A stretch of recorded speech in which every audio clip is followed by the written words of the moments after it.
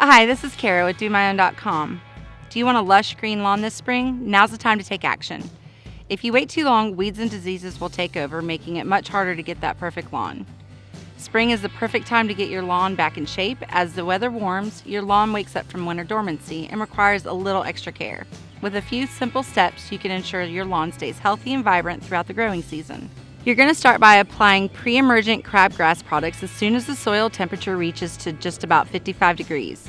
Timing is crucial with Pre-Emergent, so keep an eye on the soil temperature to prevent crabgrass from taking over. For states like Texas, Louisiana, and South Florida that stay warm all year round, a spring Pre-Emergent may need to start as early as mid-January to the middle of February. As the season progresses, make sure to apply spring Pre-Emergents before the window closes. If you missed applying them early, get them on your lawn as soon as possible to prevent crabgrass from germinating. Next, you're going to begin mowing your lawn regularly, about once a week.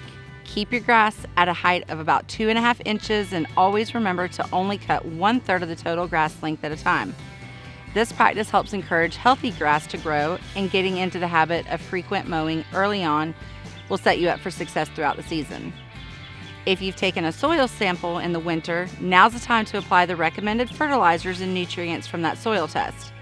This will support your lawn's root development and improve its overall health, ensuring it's strong enough to resist pests and diseases. Watering your lawn should only be done when necessary. Wait until your grass shows signs of wilting or slight browning, indicating it needs water.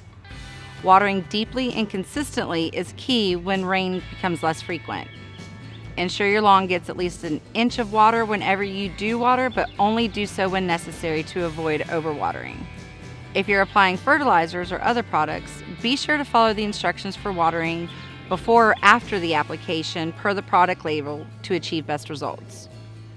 Now, thatch buildup can block sunlight and air from reaching your grass, so removing any excess thatch early in the season is going to be important. This is going to improve air circulation, allow for better water absorption, and help your lawn thrive. Fertilizing again in the spring is going to provide your lawn with the nutrients it needs to establish strong roots, ensuring it stays healthy and able to withstand the summer heat, pests, and disease. So post-emergent weed killers can be applied to deal with any weeds that may have already sprouted and actively growing. Catching them early while they're still small is going to make them a lot easier to control. If your lawn starts showing signs of disease, you want to start inspecting it regularly to identify the issue early.